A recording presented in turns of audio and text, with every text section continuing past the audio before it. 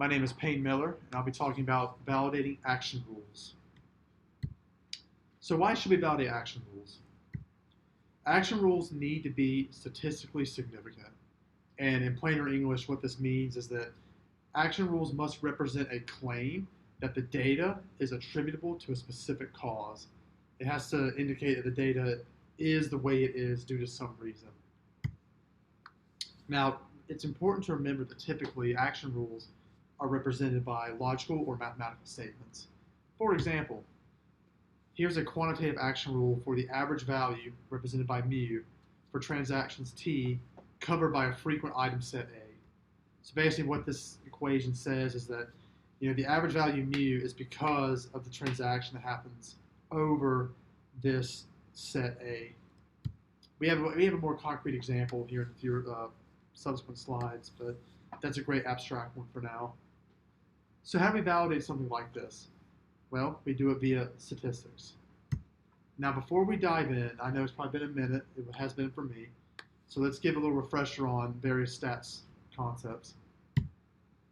Z-value. So a Z-value represents statistical significance. Basically, this indicates, does there exist a correlation between what I'm trying to prove? Mu. Mu represents the mean or the average value in a data set A that meets our condition. This is very important because the next one is a mu prime, and this is the mean value in a data set that does not meet our actual condition. Delta represents the user-defined threshold used in testing our rule. Keep going.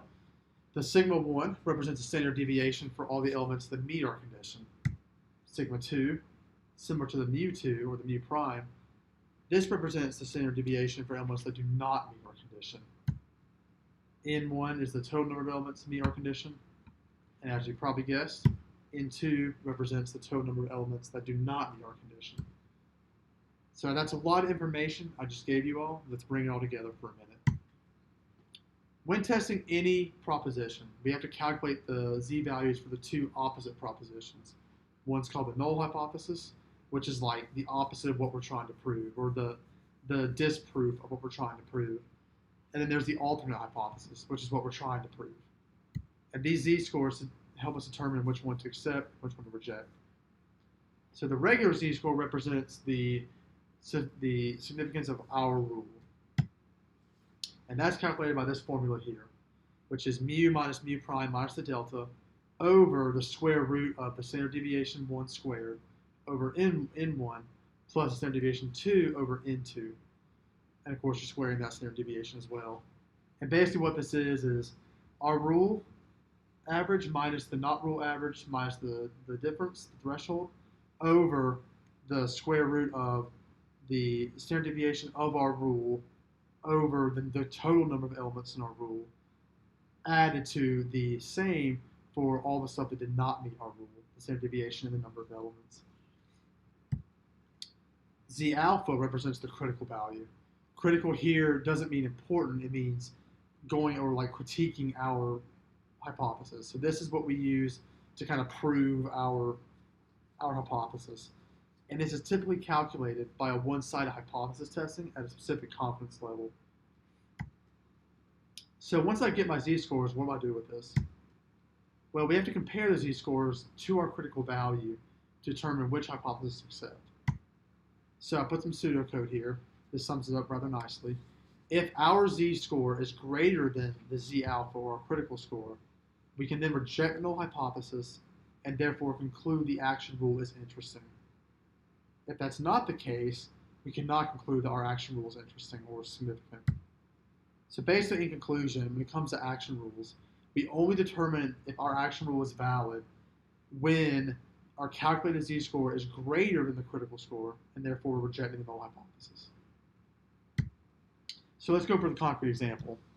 I picked this one from example 6.1 in our textbook. It's a really nice and simple one. Basically, we have an action rule here that defines that if the income is greater than $100,000 a year and this person is shopping online, the average age is going to be about 38 years old. And we're only going to consider this interesting if the difference between our mu and the mu prime is greater than 5. This right here is going to be our delta. So as we go through, we can pick out a couple things. And they give us these values in the book, so I didn't just make these up. Obviously, our delta is 5.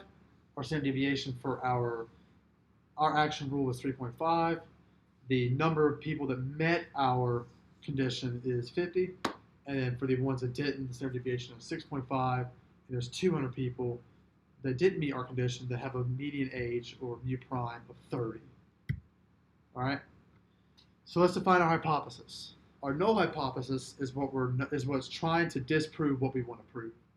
What we want to prove is that the mu age is 8, and the difference between the u is greater than 5. So what we do here is the mu, which is 38, plus 5.